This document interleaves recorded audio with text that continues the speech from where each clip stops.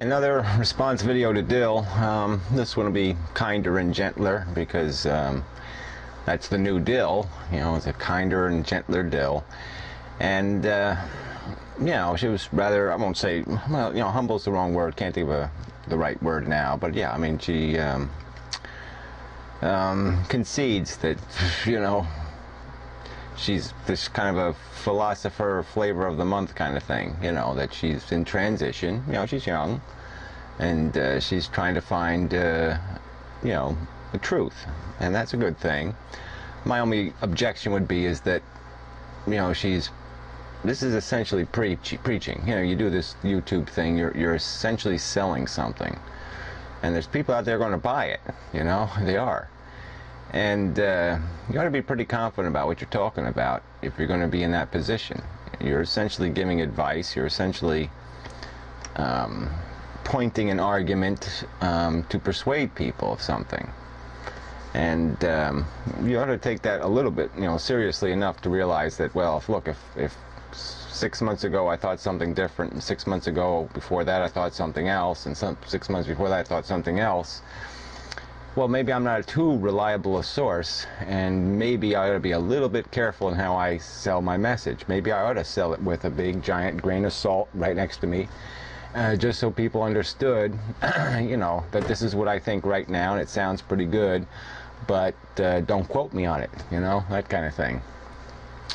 I mean, I'll say, from my perspective, for you know, defending myself and my arrogance, you know, yeah, I've had these beliefs for 35 years or more now, you know, a long time. And I've really beat them to hell. I mean, I've thought through this a lot. And I haven't changed stripes or colors or, you know, maybe tone has changed a little. Maybe the tint is a little different to the hue. But the foundation of the philosophy hasn't changed.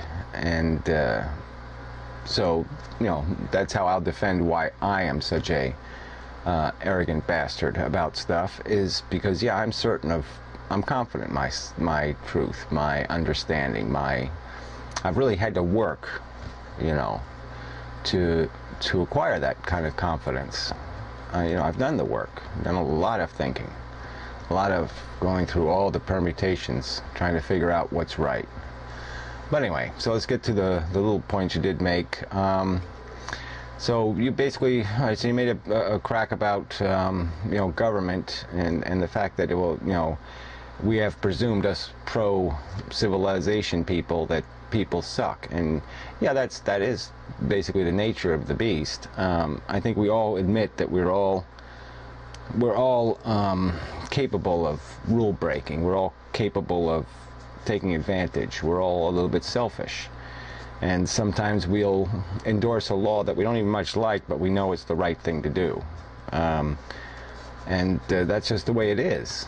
You know, we need some force to tell us, to oblige us to do it, because we can't necessarily do it on our own. It's like, you know, you might create some sort of discipline like that when you're trying to do something, you know, to improve yourself or whatever. You might make some kind of rule, like, okay, you can't have any dessert if you don't, you know, help an old lady cross the street, or whatever the thing is that you've decided to do.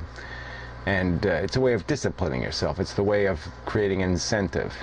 And so, yeah, we need to do that in a way, just to control ourselves. And then the other argument I would make is that, yeah, most people aren't evil, and it's this stupid evil minority of people, though, that government has to stop. That's the whole point.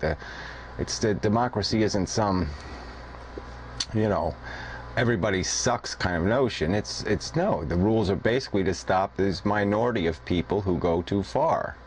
That's what you have to have these stupid laws for. I mean, you really don't need laws against murder in most cases. It's only this, what, few thousand people in the whole fucking country that are the problem, right? There's not murderers just running rampant in us. You know, even if we didn't have the laws, there wouldn't be people out just killing people, because most people don't find any thrill in that. You know, and they have a personal ethical character that's going to prevent them from doing that. But there is this minority of people that just, yeah, they'll do all kinds of harm to people if you don't have a law against it. If you don't say you can't steal from old ladies, they'll steal from old ladies. I mean, they just don't care. So anyway, that's what government does. It's not to control everybody, it's to control this dangerous minority.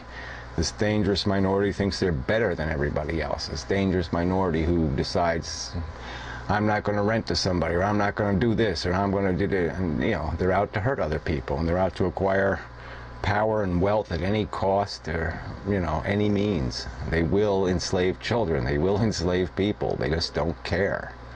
And that's the minority government attempts to control. So, yeah, and then, you know, power being corrupting, that's the dangerous zone, and the fact that government has become corrupt is not systemic to government. It really isn't. We don't have to have corrupt government. We can put in mechanisms of accountability. It really can exist.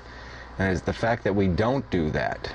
That is our fault. That is the fault of the people who don't demand more from their politics, who don't demand accountability from people. Because I think there's an awful lot of people in this country who don't want accountability because they don't want to be accountable themselves. It's hard to draw any other conclusion. So let's get to the, you know, you mentioned Clinton as an example of the non-difference between the Republicans and the Democrats, and Clinton's is sort of a bad example. Because like with other political systems, I think it's probably the same in Canada. There is a left and there is a right, and then there's this other voting block in the middle. And let's say there's a third, a third, and a third. And it's the fight over that middle, okay, is where, you know, a politician has to earn those votes. Because he's usually going to be guaranteed to get his left if he's a lefty, and he's likewise for the right. And so Clinton, I mean, even Alan Greenspan, you know, an Ayn Rand fan, you know, called Clinton a Republican in, I guess, his last book. So, you know, a very good Republican. And you know, so yeah, I mean, I'm not going to defend Clinton as a true Democrat, but I mean, we do, like I said, he didn't invent the sanctions. He just went along with it because he had to placate the middle. He had to do what the middle demanded, and he had to look tough on terror and all that crap, because he had to placate these assholes. But I don't think it was policy that he would have contrived himself, and I don't think if he knew it wouldn't cost him a vote, I don't think he would have continued the sanctions. Yeah, I thought it was quite evil, those sanctions. His war worked out. I wasn't too happy with the fact that he did that whole Milosevic thing and everything else, but you got to admit that it went pretty well. But anyway, you know, I really don't like Clinton, and you know, the economic policy was the same way. I mean, yeah, he finally balanced the budget, and that was good.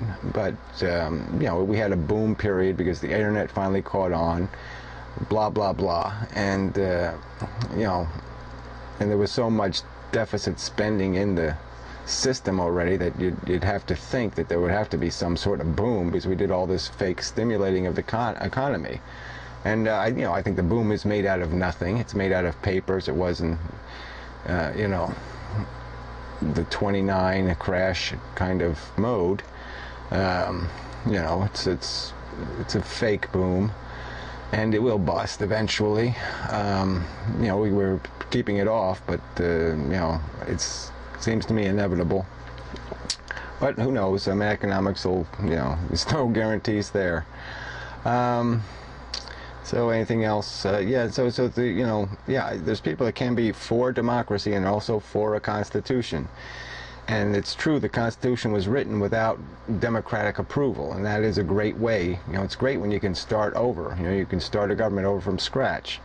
And, you know, considering the time period and what they were capable of doing, they wrote a reasonable constitution. I think we could write a much better one today, because we could have election reforms and such, computerized things, do the instant runoff things, do a lot of things that would create a much better and much more accountable democracy.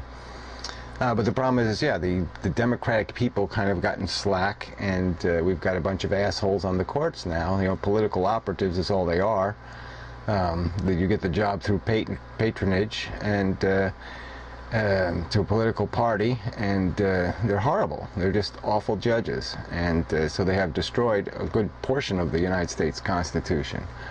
They've taken punitive damages away, which was the only thing that was a very powerful force. And then they've, taken away their own accountability, which is terrible. And they really have made it impossible for you to sue somebody for civil rights violations, because there's just no money in it. There's no way to gain anything to make the 5 years you have to spend in court worth the trouble. And so we're almost out of time, so yeah, I won't bother with what's better to live in a poor country or a rich country, but it's better to live in a free country with discipline.